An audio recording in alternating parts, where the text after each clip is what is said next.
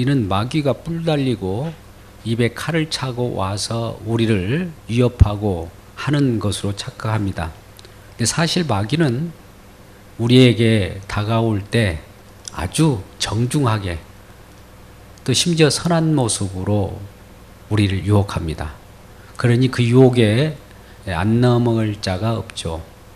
미리 무서운 존재로 나타나면 우리가 대적하면 될 텐데 그렇게 쉽게 우리가 그를 물리치지 못하는 것은 그들이 우리를 세상 지혜로 다가와서 우리를 유혹할 때 우리를 감미롭게 할 만큼 우리를 유혹하기 때문에 다 넘어갑니다.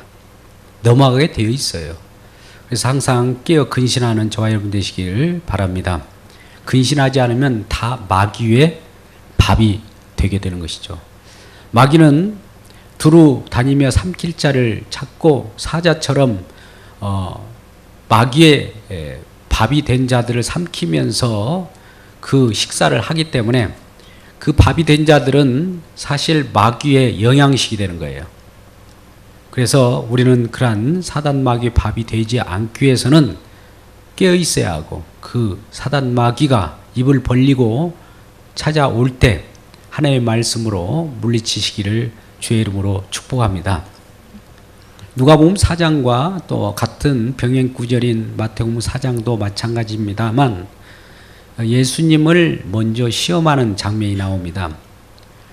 이 부분은 성령께서 예수님을 광야로 이끄셔서 마귀의 시험이 어떠한 것임을 미리 가르쳐주고 이 마귀에게 승리한 예수님께서 장차 마귀에게 유혹당하는 인생 가운데 그들을 꺼집어낼 수 있는 어떤 발판을 마련해 주신 겁니다. 그래서 1절은 이와 같이 시작합니다. 예수께서 성령의 충만함을 입어 요단강에서 돌아오사 광야에서 40일 동안 성령에게 이끌리시며.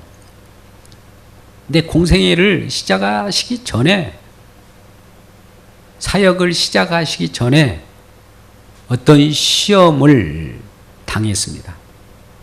예수님께서는 시험을 당하셨어요. 물론 그 전에 요단강에서 세례를 받음으로 이는 내 사랑하는 자요 내 기뻐하는 아들이라 라고 하는 하나님의 음성으로 예수님을 직접 메시아로 가르쳐 주셨습니다. 메시아인데도 불구하고 광야에 시험을 받으러 갑니다. 성령께서 그를 이끄셨어요. 성령께서라고 하는 것은 하나님께서 마귀의 시험을 받을 수 있는 그런 기회를 준 겁니다. 그래서 2절에 마귀에게 시험을 받으시더라. 이 모든 날에 아무것도 잡수시지 아니하시니 날수가 다함에 주르신지라.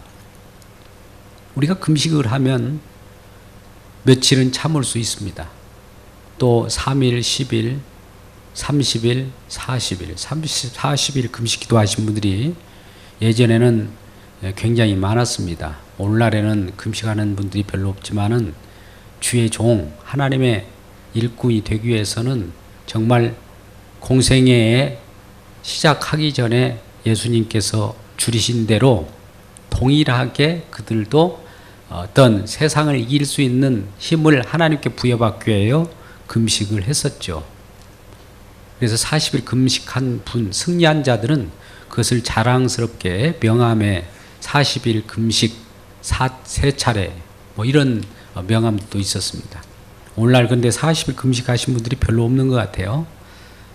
물론 구태여 일부러 할 필요는 없습니다만 하나님 앞에 바르게 서기 위한 그 자세는 본받을 만합니다. 그런데 예수님께서도 날이 더할수록 줄이는 그 마음은 더 커지지 않습니까? 10일 금식한 거하고 30일 금식한 거고 40일 금식한 거하고는 차이가 있죠. 우리는 금식을 지금 시작한다라고 하면 왠지 모르게 바로 배가 고파요. 그래서 금식하기 전에 고기를 몽땅 먹고 시작을 하잖아요. 그런데도 금식 시작 스타트 하는 순간부터 왠지 모르게 뭔가 허전하고 그때부터 더 왠지 모르게 배가 고프단 말이죠. 이게 마귀의 시험에 벌써 들어간 거죠. 근데 그것을 잘 극복할 수 있는 길이 있는지 이 부분을 한번 봐야 됩니다. 승리하는 길이 우리 의지로 되는 것이 아니라 어떻게 예수님께서는 마귀의 시험에서 승리하셨는가. 동일하게 우리도 세상 속의 유혹에 넘어가지 않기 위해서는 예수님께서 어떻게 승리하셨는가를 알면 우리도 그와 같이 승리할 수 있습니다. 자, 마귀가 이르되 내가 만일 하나님의 아들이어든 이 돌들에게 명하여 떡이 되게 하라. 예. 예수님은 메시아이기 때문에 돌들을 명하여 떡이 되게 할 수 있는 능력이 있을까요? 없을까요? 있습니다. 이 말은 마귀가 물론 돌들로 떡을 만들어 내라고 하는 시험을 함으로써 네 스스로 굶주린 배를 채우라고 하는 그러한 유혹일 수도 있습니다만 사실 당신은 구원자일지 모르지만 이 세상에 떡을 가져다 주는 구원자임을 증명하라는 거예요. 자, 잘 들어보십시오. 우리는 배가 고플 때 내가 예수 하나님을 믿음으로써 배를 채워주시는 하나님을 믿는다고 하면 이게 하나님인 줄 착각합니다. 근데 사실은 오늘 말하는 것은 마귀의 시험이라는 거죠. 배를 채워주는 거, 기복신앙, 전부 마귀가 주는 신앙이라는 것이죠. 근데 한국교회는 이런 것들이 팽배해 있습니다. 또 주어져야 하나님이 눈에 보이는 걸 주어졌기 때문에 확인할 수 있는 절호의 찬스가 되고 있기 때문에 그것을 그냥 받아들이는 것이죠. 제가 너무 심하게 말한 것 같지만 사실 성경 속에서는 이러한 것을 구하는 자가 유혹을 당하는 자예요. 그래서 항상 물론 저도 봉헌 기도를 할 때 자손만대 번창과 축복이 임하기를 원하지만 궁극적으로는 하나님께서 하늘 세계의 풍부한 사랑과 은혜를 제공해 주기를 원하는 마음을 그 핵심으로 해서 소원을 빕니다. 그런데 그러지 않고 내 욕심, 내 욕구 만족을 위하여 신을 섬긴다라고 할 때 그 신은 가짜다 이거죠. 근데 우리는 그런 가짜 신을 섬기고 있으면서 하나님이 섬긴다고 착각을 하는 겁니다. 그래서 지금 돌을 떡이 되게 하라. 이 떡을 주세요. 세상에 승리를 가져다 주세요. 물질로 성공하게 해주세요. 라고 하는 것을 자꾸 하나님 앞에 와서 소원을 비는 것이죠. 근데 사실 이러한 소원을 하나님이 들어주실 수도 있어요. 그런데 그것은 올무가 됩니다. 이스라엘 백성들이 출애굽에서 광야 노정 가운데 광야까지 왔을 때에도 고기를 주세요. 파와 마늘을 주세요. 정력제를 주세요. 할 때 하나님께서는 고기를 주었어요. 메추라기를 동풍을 불어서 그들에게 실컷 먹게 한 다음에 먹고 끝나는 것이 아니라 그 고기가 이 사이에 끼어 있을 때 그들을 전멸해 냈습니다. 다 죽였어요. 실컷 즐기고 있을 때 하나님께서는 그들을 진멸합니다. 하나님께서 우리에게 어떤 물질을 가져다 달라고 하면 줘요. 근데 하나님은 응답임과 동시에 내가 죽는 길이라는 것을 우리는 아시고 하나님께 소원을 빌기를 주의 이름으로 축복합니다. 무서운 거예요, 사실은. 그러면 이란 말씀이 본론적으로 어디에 나올까요? 야고보서 4장 1절 이하의 말씀을 한번 보겠습니다. 띄워주면 좋겠습니다. 찾기가 힘들면. 야고보서 4장 1절에서 4절 5절까지 말씀을 계속 볼 건데요. 예, 하나님께서 왜 이런 떡을 또 세상 것을 왜 달라고 하는 자들에게 주면서 멸망하게 할까? 아니면 아예 사랑하는 자들에게는 이러한 것을 안 줄 수도 있고 줄 수도 있고 하는 것입니다. 한번 읽어보겠습니다. 자, 야고보서 4장 1절 말씀 시작. 너희 중에 싸움이 어디로부터 다툼이 어디로부터 나느냐? 너희 지체 중에서 싸우는 정욕으로부터 나는 것이 아니냐? 너희는 욕심을 내어도 얻지 못하며 살인하며 시기하며도 등이 취하지 못함으로 다투고 싸우는도다. 너희가 얻지 못하면 구하지 아니하기 때문이고 구하여도 받지 못함은 정욕으로 쓰려고 잘못 구하기 때문이라. 간음한 여인들아, 세상과 벗된 것이 하나님과 원수됨을 알지 못하느냐? 그런즉 누구든지 세상과 벗이 되고자 하는 것은 스스로 하나님과 원수되는 것이니라. 여기까지요. 일단요. 자, 보세요. 세상 속에서 다툼이 일어나고 악유가 일어나는 것은 정욕 때문이라는 거예요. 욕심 때문이라는 거예요. 싸움이 일어나는 곳마다 시장 바닥을 한번 달려보세요. 거기서 싸움이 일어나는 것 보면 대부분 정욕 때문에 욕심을 부리고 서로 싸우는 것밖에 없습니다. 그리고 우리가 하나님 앞에 무엇을 구하여도 하나님은 응답하시지 않는 경우가 있어요. 그것은 정욕으로 구하기 때문에 그래요. 욕심으로 구하기 때문에요. 욕심으로 구하였는데 주게 되면 그것은 축복이 아니라 저주라는 거예요. 우리가 긴급할 때 엄청나게 내 돈방석에 앉게 해주세요. 한번 안고 죽겠습니다라고 하면 돈방석을 앉게 해준 다음에 죽여요, 실제로. 여러분, 그 앉는 거, 돈방석, 그 취하는 거 잠깐 소유욕에 충족되어서 기쁨이 잠깐 있다가 멸망으로 가기를 원합니까? 아니면 그것이 안 주어져도 영원한 영생과 기쁨을 얻기를 원합니까? 어떤 거예요? 첫 번째 후자예요. 후자죠? 그렇다면 이걸 분명히 합시다. 이렇게 하나님이 우리에게 주시고자 하는 것은 잠시 잠깐 욕심에 의해서 구하여서 그걸 줌으로써 그것을 취하고 죽는 자로 하나님께서 하나님의 자녀들을 키울까요? 아니면 그것을 못 주어도 진정한 세상 것이 아닌 생명의 것을 주기를 원할까요? 부모님이라면 자녀들에게 생명을 주기를 원하는 거죠. 이 세상은 잠시 순간이에요. 지나가는 초놈과 똑같은 거예요. 우리가 200년을 산다고 합시다. 200년이 영원한 생명에 비해서는 200년이라고 하는 것은 순간도 아니고 아무것도 아니에요. 이건 가치에 칠 그런 생명도 아닌 생존의 생활인데 이것을 그렇게 사람들은 소중히 여기는 겁니다. 그래서 어리석다고 하죠. 우리 세상도 마찬가지예요. 잠시 우리가 누리다가 진정한 누림의 그 곳인 천국을 소망하라고 잠시 우리에게 주어진 것인데 우리는 이것이 영원할 것처럼 세상 것을 사랑하고 세상 것에 벗으로 삼고 이곳에 안착하려고 하는 것 때문에 이러한 자들을 하나님께서는 뭐라고 하는지 아세요? 간음한 여인들이라고 그래요. 우리는 행위적인 간음을 간음이라고 하지 않고 세상을 사랑하는 그 자체를 간음한 여인들이라고 합니다. 그러니까 우리가 세상 예수를 믿지 않고 세상을 바라보고 혹이 예수를 믿는다 할지라도 세상을 쫓아가는 자들을 간음한 자라고 그래요. 간음한 자들. 그것은 결국 하나님을 멀리하기 때문에 하나님의 약속을 배반하기 때문에 간음한 자인 거예요. 우리가 부부의 성혼 서약을 합니다. 그것은 약속이에요.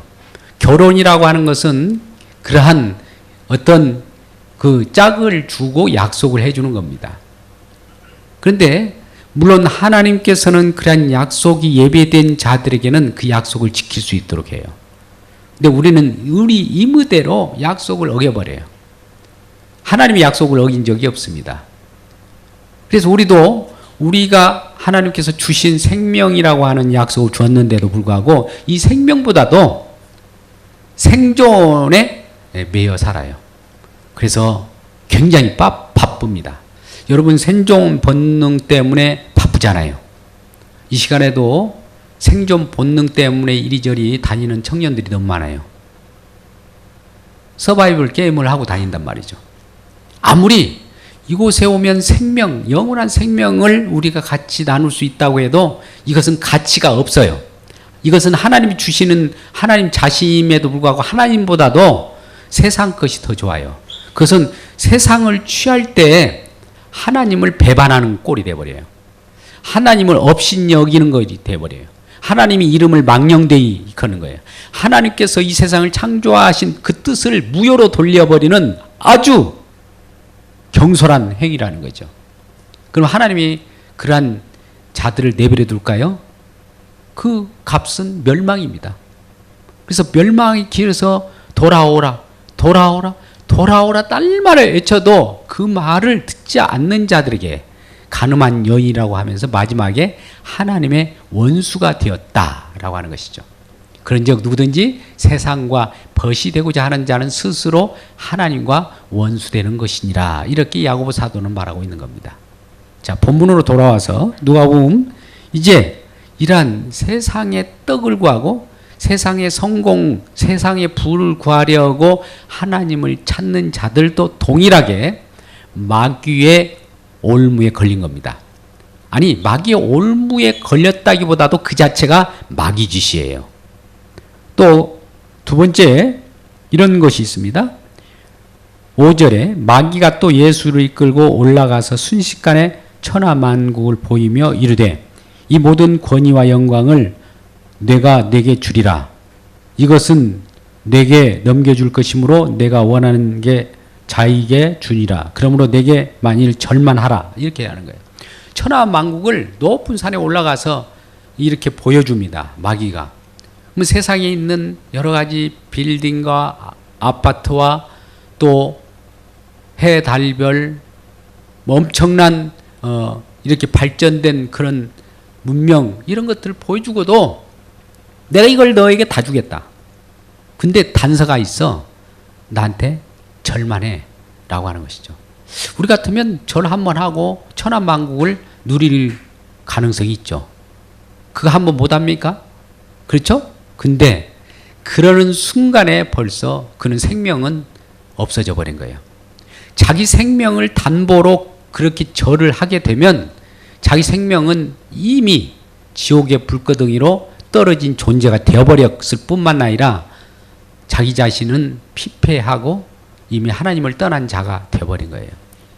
그래서 이 천하만국을 다 줄 테니까 절만 해라. 마귀의 유혹입니다. 자, 오늘날 어떻습니까? 우리들도 절 한번 잠깐 하고 온갖 소유를 다 얻기를 원하지 않습니까? 로또가 아무리 뭐 큰다 하더라도 우리나라에서는 뭐 요즘에 당첨되면 40몇 억 정도밖에 안 되는데 외국에서는 수조 원에 달해요. 그러한 재물이 그 정도 되는데 절 한번 못 하겠습니까? 이게 유혹이에요. 마귀 짓입니다. 근데 우리는 그렇게 절하지 않고도 지금 건재한 것은 하나님의 은혜입니다. 그런데 이러한 절을 하면 천하만국을 주겠다라고 하는 마귀의 유혹에 예수님은 어떻게 극복했고 그것을 어떻게 대처했는지 8절에 나와 있습니다. 예수께서 대답하여 이르시되 기록된 바 주 너의 하나님께 경배하고 다만 그를 섬기라 하였느니라. 예수님은 자기 의지로 이겨내는 것이 아니라 기록된 하나님의 말씀 이르시되 기록된 바라고 하면서 기록된 하나님의 말씀을 인용해서 성경 말씀을 인용해서 주 너의 하나님께 경배하고 다만 그를 섬기라 하였느니라. 이 말씀을 가지고 사단을 물리치는 놀라운 일이 벌어집니다. 여러분, 여러분에게 유혹이 당하고 어떤 우리에게 참 취할 때 우리가 정말 감미로운 것 같은 것이 있거들랑 하나님 말씀을 생각해 보세요. 그러면 하나님 말씀에 의해서 기록된 말씀을 가지고 그 사단을 물리쳐야 됩니다. 우리는 우리 스스로 사단에게 너 도망가라, 너 나가라 한다고 나가지는 거 아니에요. 하나님의 말씀에 의해서만 마귀는 패배하게 됩니다. 다른 것으로는 안 돼요. 아무리 마귀를 우리가 칼로 찌른다고 해서 마귀가 죽지 않습니다.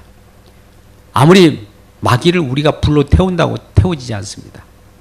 오직 하나님의 말씀으로만 그를 대적할 수 있는 거예요. 이렇게 두 번에 걸쳐서 첫 번째 돌을 떡으로 만들어 먹어라 라고 하는 세상의 어떤 기복 신앙을 가지고 유혹을 했고, 두 번째는 천하만국을 보여주면서 우리의 눈에 보기에 좋은 것들 취하라 하더라도 말씀으로 물리쳤습니다. 그러니까 이제 마지막으로 이 마귀가 유혹하기를 이제 이와 같은 것으로 유혹합니다. 한번 보실까요? 세 번째는 뭡니까? 9절. 또 이끌고 예루살렘으로 가서 성전 꼭대기에 세우고 이르되 내가 만일 하나님의 아들이거든 여기서 뛰어내리라. 성전 꼭대기 높은 곳에 가서 뛰어내려라 라고 하는 것이죠. 이 사단 마귀가 그것도 이 말씀이 구약 성경에 나와 있는 구절이에요. 누군가 높은 곳에서 뛰어내릴 때 천사가 그를 받쳐줄 일들이 있을 것이다 라고 하는 내용들이 나오는데, 하나님 말씀을 자기 유리한 대로 이용하는 거, 이 마귀의 계략입니다. 저와 여러분이 성경 말씀을 함부로 내 욕심을 위하여 성경을 보게 되면 이런 유혹에 빠져요. 아무리 성경이라도 성경책을 많이 본다고 해서 그가 신앙이 많이 있는 것이 아닙니다. 성경 지식을 많이 갖고 있다고 해서 그분이 신앙심이 높은 것이 아니에요. 성경 속에 있는 하나님의 마음과 하나님의 뜻이 무엇인가를 알지 못하면 아무 의미가 없어요. 오히려 그 아는 것으로 인해서 자기가 그 속에 빠져버려요. 그래서 하나님 말씀을 소화시키지 않는 한 성경을 많이 공부해서도 좋지 않습니다. 왜? 지식이 돼가지고 그것이 자기 교만으로 발전합니다. 남들을, 성경 지식이 적은 자들을 신앙이 적은 자들로 착각을 해요. 오히려 그 성경 지식이 패망으로 가는 성경 지식 자체가 오히려 신앙이 없음을 증거되는 것인데도 불구하고 우쭐해서 그 성경 지식을 드러내는 자들이 있죠. 유대인들은 성경 지식이 많습니다. 우리보다 더 강해요. 그런데 예수님을 볼 줄 몰라요. 성경 속에 있는 진정한 하나님의 뜻은 알지 못하고 성경 지식은 정말 잘 알고 있어요. 쩍쩍해요. 입이 쩍쩍 벌어져요. 그러니까 그들에게 또 우리가 올무가 되어가지고 그들이 이쪽 저쪽에서 성경 공부한다고 하면 가서 배우려고 해요.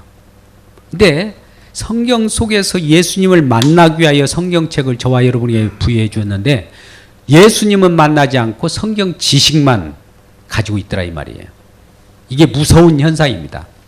여러분들이 신천지를 아무것도 아니는 물은 2단 정도로만 보는데요. 한번 들어가 보세요. 한 3일 있다 보면 여러분도 벌써 그 사람들이 되어버릴 수도 있어요. 쩍쩍합니다. 근데 예수님을 만나지 못하는 것이 문제가 있는 것이죠. 저 유대교 랍비 선생들 얼마나 쩍쩍한지 아세요? 성경을요 모세구경 정도는 달달 외우는 사람들이에요. 그런데 그들이 예수님을 못 만나요. 왜 그럴까요? 쩍쩍 입이 벌어지기 때문에. 정말이에요. 지식이 그렇게 도통할 수가 없어요. 다 아는 것처럼 느껴져요. 근데 예수님은 없어요. 참 아이러니컬하죠. 그래서 우리같이 이 성경 지식은 별로 없을지라도 그 속에 예수님만 있는 이 자체는 성경 지식이 다 들어온 거나 마찬가지예요. 세상의 고상한 지식보다도 예수를 아는 그 지식, 예수님을 직접 소유한 지식, 그것만이 고상한 거예요. 다른 것은 다 필요 없는 거예요. 우리가 학문을 하지 않습니까? 좋은 대학교까지 갑니다. 대학원까지 갑니다. 박사, 석사 다 따더라도 그 궁극적인 목적은 그걸 따는 것이 문제가 아니라 세상 학문은 한계가 있음을 알기 위하여 그 학위를 따는 거예요. 저도 갈 때까지 가봤습니다. 한계가 있는 거예요. 세상 철학은 이 정도밖에 안 되는구나. 하나님만이 진정한 학문의 최고구나 라는 것을 알게 되고 지혜의 꽃임을 알게 되는 그 단계에 이르기 위하여 그 일을 하는 겁니다. 그렇다면 저와 여러분이 어떤 일을 하잖아요. 천직이라고 각자 담당한 일들이 있을 거예요. 그 일들은 하나님께서 주어졌어요. 그 일을 함으로써 최선을 다하십시오. 그리고 충성을 다하십시오. 그러다 보면 거기에도 한계가 와요. 이 세상 모든 일은 나에게 하나님 주셨지만 그것이 전부가 아니고 하나님만이 전부구나를 알기 위하여 하나님이 선물로 준 거예요. 하나님이 선물로 주는 모든 은사도 마찬가지예요.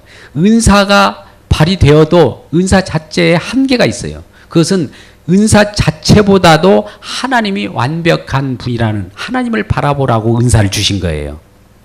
병 고치는 은사도 마찬가지로 병을 고치는 그 자체가 중요한 것이 아니라 병 고치는 그것은 한계가 있으니 병 고치는 그 은사를 주신 그분을 바라보라고 우리에게 여러 가지 은사도 주셨고 기적을 행하시는 그 주님이심을 바라보시기를 주의 이름으로 축복합니다. 그러지 않으면 오늘같이 성전 꼭대기에서 뛰어내릴 때 천사가 딱 받들어 이렇게 다치지 않겠다. 그 기적을 사람들이 보았다 할 때 그 기적에 매료되어 가지고 은사주의에 빠져버립니다. 그런 곳을 찾아다녀요. 날마다 병 고치고 축기 사역하고 또 기적 이른 곳으로만 돌아다닙니다. 그들이 얻은 것이 무엇일까요? 그러한 구경만 하는 거예요. 기적만 보는 거예요. 그것이 우리를 살리는 것이 아니란 말이죠. 우리를 살리는 것은 영입니다. 하나님이셔요. 우리가 기적이 우리를 살려내는 것이 아니에요. 병 고쳤다고 그분이 죽지 않습니까? 또다시 죽음에 임박합니다. 그러니 단순한 우리 잠깐의 어떤 눈에 보이는 요기로 인해 가지고 유혹당하지 않기를 주의 이름으로 축복합니다. 그래서 이 성전 꼭대기에서 뛰어내릴 때 많은 사람들이 뛰어내릴 때 그 몸이 돌에 부딪히지 않고 죽지 않을 때 엄청난 기적이 나타난 거 아니겠습니까? 그러면 그러한 사람을 우리가 막 쫓아가게 되죠. 그러한 사람을 왕으로 섬기고 교주로 섬기는 그런 일들이 비일비재하게 많이 일어납니다. 교주들이 대부분 그런 자들이에요. 교주가 돼 있어요. 자기들이 기적을 베풀었고 또 그러한 것들을 나타냈기 때문에 사람들이 왜 그들을 쫓아다닙니까? 기적을 맛보았기 때문에 쫓아다닌 거예요. 그런다 그 기적 자체가 중요한 것이 아니라 어떠한 기적도 사실은 경험해 보면 별것이 아니다. 오직 하나님만, 예수님만이 진정한 중요하다는 것을 알고 그렇게 하나님을 시험하지 않기를 주의 이름으로 축복합니다. 자, 오늘 말씀의 내용을 몇 가지로 요약해 보면 마귀가 우리를 유혹하는 것은 뭘로 유혹하느냐? 세상의 야망으로 유혹합니다. 우리 눈에 보이는 것으로부터 유혹합니다. 부모님들도 신앙이 있다고 하나 자녀들에게 그러한 것을 꿈꾸게 만들어요. 그러한 것이 꿈인 것이냐 비전인 것이냐 소개할 수도 있어요. 그러나 진정한 비전은 무엇입니까? 예수 그리스도예요. 하나님이에요. 하나님 자신이 비전이에요. 그런데 우리는 하나님보다도 하나님이 아닌 세상 것을 향하여 달려간다 이거예요. 세상 것이 무엇이냐 봤더니 하나님과 원수되는 것이죠. 하나님과 원수되는 것은 누가 관장할까요? 마귀란 말이죠. 마귀가 우리에게 다가와서 여러 가지로 우리들을 유혹하는데 우리들에게는 탐스럽기까지 합니다. 우리들에게는 자랑스러운 것이에요.